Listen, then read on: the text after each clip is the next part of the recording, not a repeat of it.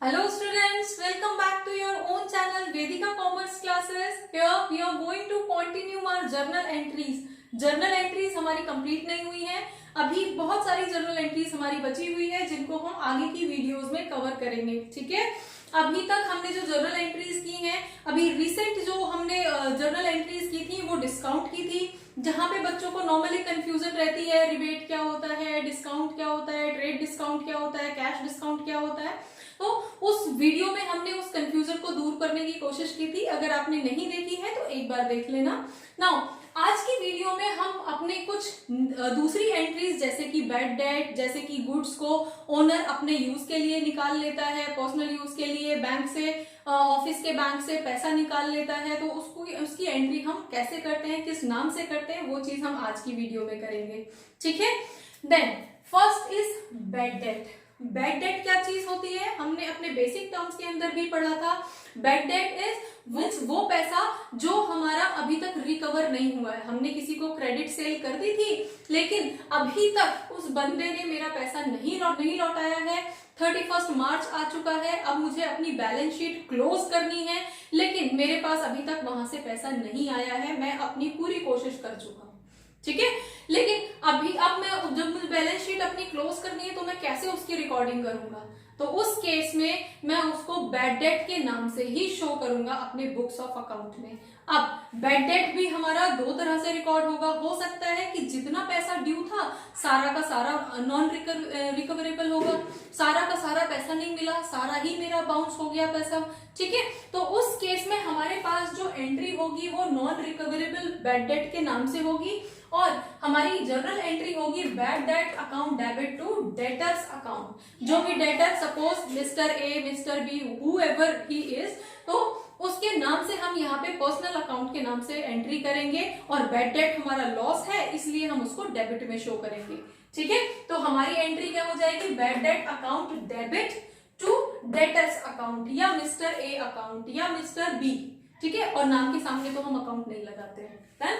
अब अगर मुझे थोड़ा पैसा मिल गया, पार्शली थोड़ा पैसा मिल गया है और थोड़ा नहीं मिला है, सपोज हमने जिसको हमने क्रेडिट में सेल की थी वो बैंकरप्ट हो गया, ठीक है, इंसॉल्वेंट हो गया, इस तरह की एंट्री आपको मिलेगी, और आपसे बोला जाएगा कि सिर्फ 50% पैसा रिकवर हुआ है, या 50 पैसा और रुपी, तो उसका मतलब भी 50% ही है, या 75 पैसा और रुपी, इस तरह से करके आपको बोला जाएगा कि सिर्फ इतना ही रिकवर हुआ है। तो उस केस में हमारी एंट्री क्या होगी, उस केस में हमारी एंट्री जितना कैश आ गया है उतने कैश की एंट्री कर देंगे। सपोज मैंने 1000 का बैड डेट था, 1000 में से उसने 50% मुझे दे दिया और 50% वो नहीं दे पाया, तो 50% तो कैश आ गया ना, 1000 में से 500 तो मेरे पास कैश आ गया।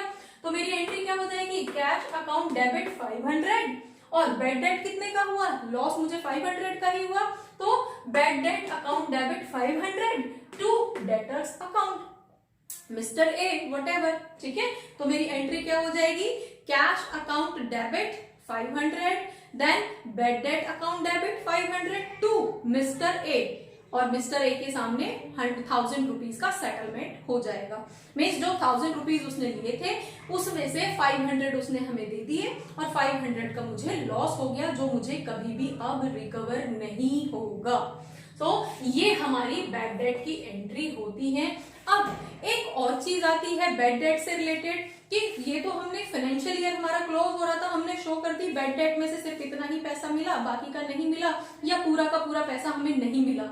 लेकिन अब मेरा नेक्स्ट फाइनेंशियल ईयर स्टार्ट हो रहा है 1 अप्रैल से, और उस फाइनेंशियल ईयर में जिसको मैंने बैड डेट डिक्लेयर कर दिया था वो पैसा मुझे मिल गया। सपोज मिस्टर ए ने जो पैसा हमारा उस फाइनेंशियल ईयर में नहीं दिया था, इस फाइनेंशियल ईयर में वो पैसा मेरा लौटा दिया, लेकिन इस पैसे को, इस संजय को या इस मिस्टर ए को मैंने बैड डेट डिक्लेयर कर दिया था। तो अब हम जो एंट्री करेंगे पैसा रिकवर होने की, वो संजय के नाम से नहीं करेंगे, वो मिस्टर ए के नाम से नहीं करेंगे, डेटर के नाम से नहीं करेंगे, बल्कि वो एंट्री हम बैड डेट रिकवर्ड के नाम से करेंगे, कि बैड डेट रिकवर्ड के नाम पे मेरे पास पैसा वापस आ गया। तो मेरी एंट्री जो हो जाएगी बैड डेट रिकवर्ड, रिकवरी हो गई ना उस पैसे की, नेक्स्ट फाइनेंशियल ईयर में हुई है, तो हमारी एंट्री क्या हो जाएगी, cash account debit to bad debt recovered account. यहाँ पे हम उस डेटर का नाम या उस डेटर का पर्सनल अकाउंट यूज नहीं करेंगे। हम ये बोलेंगे कि जो अकाउंट मैंने बैड डेट डिक्लेयर कर दिया था उस अकाउंट से अब मुझे पैसे आ गए। ठीक है, तो वो कैश की फॉर्म में आ सकता है तो हम कैश अकाउंट लिख देंगे, और अगर अकाउंट में आया है, बैंक में आया है या चेक के थ्रू आया है तो हम बैंक अकाउंट लिख देंगे। ठीक है, तो हमारे पास क्या होगा, चेक अकाउंट या फिर bank account debit to bad debt recovered account. और इस तरह से हमारी जो बैड डेट की एंट्रीज हैं वो कंप्लीट हो जाती है। ठीक है, तो आपके बुक के अंदर जो बैड डेट के क्वेश्चंस हैं वो मोर और लेस इन्हीं तीनों एंट्रीज में हैं। तो होपफुली आपकी ये जो बैड डेट की प्रॉब्लम्स है, कंफ्यूजन है, वो सॉल्व हुई होगी। Next is cash withdrawn for personal use. अब हम अपने पर्सनल यूज के लिए कंपनी के अकाउंट से कुछ पैसा निकाल लेते हैं। हम means owner, being a owner, being a proprietor, उस कंपनी के फंड में से, उस कंपनी के अकाउंट में से, उस कंपनी के ऑफिस कैश में से कुछ पैसा अपने पर्सनल खर्चे के लिए। अब पर्सनल खर्चा हमारा कुछ भी हो सकता है। हम अपने घर का रेंट ऑफिस के अकाउंट से पे कर रहे हैं, हम अपने पर्सनल लाइफ इंश्योरेंस प्रीमियम जो है वो बैंक के या ऑफिस के फंड से पे कर रहे हैं। तो इस तरह की कोई भी, हम घर के लिए फर्नीचर खरीद रहे हैं और पेमेंट ऑफिस के अकाउंट से कर रहे हैं। तो हम अपने पर्सनल यूज के लिए कोई भी चीज, पैसा या सामान या गुड्स, कुछ भी ऑर्गेनाइजेशन से अगर निकालते हैं तो उसको ड्राइंग बोला जाता है। और ड्राइंग क्या होती है, हमने जो कैपिटल इन्वेस्ट किया था उसमें से कुछ पैसा हम निकाल रहे हैं, वो हमारी ड्राइंग बोली जाती है। ठीक है, तो अगर हमने कुछ कैश विड्रॉ किया है पर्सनल यूज के लिए, पर्सनल यूज के लिए, ठीक है, जहां पे ये पर्सनल यूज वर्ड आएगा वहीं पे ड्राइंग बोली जाएगी। अगर ये कैश हम ऑफिस के यूज के लिए निकाल रहे हैं तो इसमें कोई ड्राइंग नहीं है। बैंक अकाउंट में से पैसा निकाला और ऑफिस में दे दिया, वो ऑफिस भी ऑफिस ही है और बैंक में भी वो ऑफिस का ही अकाउंट है, तो वो ऑफिस की ही ट्रांजेक्शन्स है, उसमें कोई पर्सनल नहीं है। तो जब भी हमारे पास पर्सनल वर्ड आएगा, पर्सनल यूज के लिए मैंने सामान निकाला है या पर्सनल यूज के लिए मैंने कैश विड्रॉ किया है, तो उस केस में ही हम ड्राइंग वर्ड यूज करेंगे। ठीक है, तो यहाँ पे हमारे पास एंट्री हो जाएगी drawing account debit to cash या बैंक अकाउंट। ड्राइंग अकाउंट को डेबिट किया गया है। ड्राइंग का मतलब क्या है, कैपिटल हमारा ऑर्गेनाइजेशन के लिए अर्निंग है, ऑर्गेनाइजेशन के लिए इनकमिंग है कैश की, और ड्राइंग ऑर्गेनाइजेशन के लिए आउटगोइंग ऑफ कैश है। ठीक है, मीन्स जो सामान है वो निकल के जा रहा है, तो ऑर्गेनाइजेशन का जो एसेट है वो कम हो रहा है, तो वो हमारे लिए डेबिट होगा। ठीक है, ऑर्गेनाइजेशन के लिए अगर हमने कैश निकाला है तो ड्राइंग के नाम पे क्या गया है, कैश गया है। बैंक में से निकाला है तो ड्राइंग के नाम पे बैंक गया है। चेक निकाला है तो ड्राइंग के नाम पे बैंक गया है। ठीक है, नाउ अगर यही चीज हमने गुड्स की फॉर्म में ली होती, गुड्स है, सपोज हम किसी भी फर्नीचर का काम करते हैं, हमारा ऑर्गेनाइजेशन जो है वो फर्नीचर मेकिंग ऑर्गेनाइजेशन है, हमने अपने घर के यूज के लिए ऑफिस से फर्नीचर बनवा के ले लिया, कोई पैसे की ट्रांजेक्शन नहीं हुई है। तो जब हम पर्सनल यूज के लिए अपने ऑर्गेनाइजेशन की गुड्स को यूज कर रहे हैं तो वो भी अगेन हमारी ड्राइंग ही बोली जाती है, लेकिन इसमें हमारा कैश आउटगोइंग नहीं हुआ, हमारा कैश भी नहीं गया, हमारे बैंक से भी कोई पैसा विड्रॉ नहीं हुआ। तो विड्रॉ क्या हुआ, गुड्स। तो हमारी यहाँ पे क्या चीज विड्रॉ हो रही है, गुड्स ली जा रही है, ओनर जो है वो गुड्स ले रहा है। ठीक है, तो हमारी एंट्री क्या हो जाएगी, drawing account debit to purchase account. ये परचेज वर्ड क्यों आया यहाँ पे, क्योंकि जब हमने गुड्स खरीदी थी तो हमने गुड्स का अकाउंट नहीं बनाया था, हमने खरीदने का अकाउंट बनाया था। और गुड्स मतलब हमारी रूटीन गुड्स, हमारी रेगुलर गुड्स, जिसको हम रेगुलर बेसिस पे सेल परचेज करते हैं, वो वाली गुड्स। ठीक है, तो उसके लिए हमने अलग अलग अकाउंट नहीं बनाया था, उसमें हमने सिर्फ एक अकाउंट बनाया था, दैट वाज परचेज।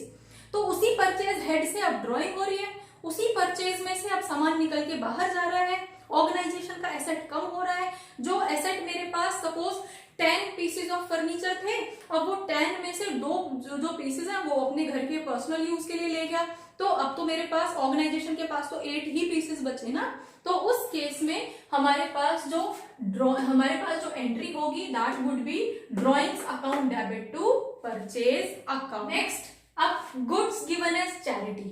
अब हमने ऑर्गेनाइजेशन की कुछ गुड्स को लेके चैरिटी में, डोनेशन में दे दिया, तो उस केस में हमारी तरफ से आउटफ्लो क्या हुआ? परचेज ही ना, वही परचेज अकाउंट जो हमने गुड्स के लिए बनाया था उसी में से सामान जा रहा है, ठीक है। और किसके नाम पे जा रहा है?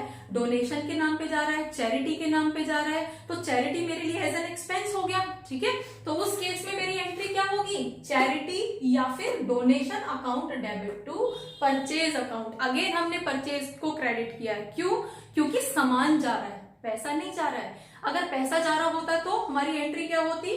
Donation account debit to cash account, ठीक है। अगर चेक गया होता डोनेशन के नाम पे तो हमारी एंट्री क्या होती? Donation account debit to bank account. हमारा बैंक से चेक जा रहा है, चेक की फॉर्म में पेमेंट हो रही है, ठीक है। नेक्स्ट, अब अगर यही गुड्स हमने सैंपल की तरह, सैंपल की फॉर्म में डिस्ट्रीब्यूट कर दी पब्लिक को बिना किसी पैसे के, पैसा नहीं लिया, सेल नहीं, पैसे के बदले में अगर गुड्स डिस्ट्रीब्यूट की होती तो वो सेल बोली जाती, लेकिन ये सेल है ही नहीं, हमने तो फ्री में सैंपल बांटे हैं। तो फ्री में सैंपल बांटे तो हमारा स्टॉक तो कम हुआ है ना, हमारा परचेज अकाउंट तो डेबिट में गया है ना, हमारा परचेज अकाउंट तो कम हुआ है। किसके नाम पे? एडवर्टीजमेंट के नाम पे। सैंपल क्यों बांटे हैं? एडवर्टाइज करने के लिए ना, अपने प्रोडक्ट को, अपनी कंपनी को। तो उस केस में हमारे पास जो सैंपल की फॉर्म में गुड्स डिस्ट्रीब्यूट की गई हैं वो हमारे लिए एज एन एक्सपेंस शो होगा और हम यहाँ पे एडवर्टीजमेंट का अकाउंट बनाएंगे। तो हमारी एंट्री क्या होगी? Advertisement account debit to purchase account. Purchase again क्योंकि सामान लिया है, ठीक है। Then next is loss of stock by theft और फायर। अब हमारा सामान या तो चोरी हो गया या आग लग गई ऑर्गेनाइजेशन में, किसी भी डिपार्टमेंट में, किसी भी रूम में, व्हाटएवर, ठीक है। तो उसकी वजह से हमारा कुछ सामान जो था वो जल गया। तो दोनों ही केस में, या तो चोरी हो गया या जल गया, दोनों ही केस में हमें लॉस है। और नॉमिनल अकाउंट के अकॉर्डिंग जो भी लॉसेस होते हैं, जो भी एक्सपेंसेस होते हैं, वो हमारे डेबिट होते हैं। तो हमारी एंट्री क्या हो जाएगी यहाँ पे? Loss of stock by theft. अगर चोरी हुई है तो बाय थेफ्ट, और अगर आग लगने की वजह से लॉस हुआ है तो बाय फायर, ठीक है। Loss of stock by fire, loss of stock by theft, जो भी जिस भी वजह से लॉस हुआ है उस रीजन को हम यहाँ पे देंगे टू परचेज अकाउंट। अगेन हमारा कैश नहीं गया, हमारा सामान जला है, हमारे सामान का लॉस हुआ है, तो हम परचेज अकाउंट यूज करेंगे। और एक चीज, ये जो हम यहाँ पे लॉस ऑफ स्टॉक पढ़ रहे हैं, ये सामान हमारा इंश्योर्ड नहीं है, क्योंकि अगर मेरा सामान इंश्योर्ड होगा तो इंश्योरेंस का पैसा मुझे मिल जाएगा, और उसकी एंट्री हम नेक्स्ट वीडियो में करेंगे। तो अपनी इन जर्नल एंट्रीज को डीपली पढ़ने के लिए, समझने के लिए हमारी वीडियोस को वॉच करते रहिए, हमारी वीडियोस को देखते रहिए और कुछ कुछ नया डेली बेसिस पे लर्न करते रहिए। होपफुली आपने कुछ सीखा होगा आज की वीडियो से, और आगे आने वाली वीडियोस में भी आप कुछ कुछ सीखते रहेंगे हमारे साथ। Thank you for watching, keep learning.